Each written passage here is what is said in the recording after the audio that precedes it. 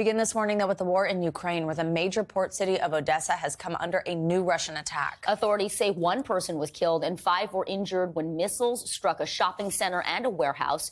The attack comes as President Zelenskyy warns of a global food crisis if Russia continues to block Ukraine's main ports, which export agricultural products around the world. In Washington, President Biden signed into law the World War II-era LEND-LEASE Act. It's aimed at streamlining military aid to Ukraine. Speaking yesterday, the president also said the U.S. is in this for the long haul. Every day, Ukrainians pay with their lives, and they fight along the atrocities that the Russians are engaging in are just beyond the pale.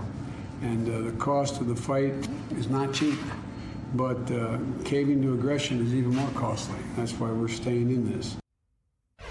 We will hear from the founder and executive director of the National Security Institute, Jamil Jaffer, in just a few moments. But before that, let's go to NBC News senior national correspondent Jay Gray, who joins us live from Lviv. Jay, good morning to you. Let's start off in Odesa. What can you tell us about this latest attack and the situation there right now? Yeah, Vicky, the situation dire there right now. They continue to be pummeled from the air in Odessa. Over the last 48 hours, it's really stepped up dramatically there. Pretty clear that Russian troops are trying to take control of the entire coastline there. And you talked about the blockade of grain being shipped. That's going to become much more of a problem as we move forward here, with Russia really trying to dig in that Odessa area.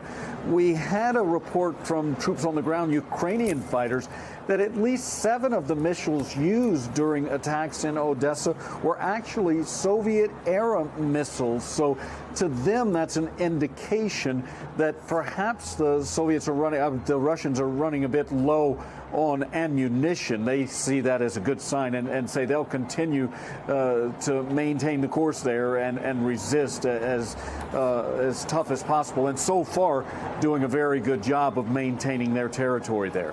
Jay, we're also watching Mariupol this morning. There was a small Victory Day ceremony held in that city yesterday, despite the ongoing siege at the steel plant there. What's the latest on those trapped inside? How many are still there? Well, we're getting reports today that at least 100 civilians are still in the Mariupol area. Now, we don't know that they're inside that steel mill. Over the weekend, Ukrainian officials reported that all of the women, children, and elderly were pulled from that steel mill during the 4th trip by UN teams to try and extract them. They said that they had everyone there, that all that was left was the men from that area and the fighters who were staying and maintaining their resistance there. That has really been a hot point over the last couple of weeks of fighting between Russian troops on the ground and the Ukrainians there, and continues to be. But now we are getting reports of 100 civilians that may still be in that area. Jay, I want to move away from the battlefield for a moment, and we understand you have been meeting with Ukrainian artisans in Lviv who are making their mark on this war in a very different way. Tell us about that.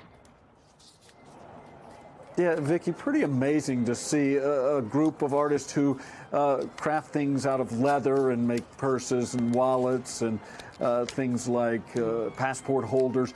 Now turning their attention and their machines toward making equipment for those on the front lines here in Ukraine, making holsters, making grenade sheaths as well, tourniquets for soldiers, and testing it in their facility before it makes its way to the battlefield. It's become a big effort from this group. 50% of what they're doing now is dedicated towards getting supplies to Ukraine fighters on the front lines.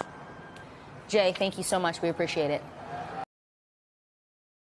Thanks for watching our YouTube channel. Follow today's top stories and breaking news by downloading the NBC News app.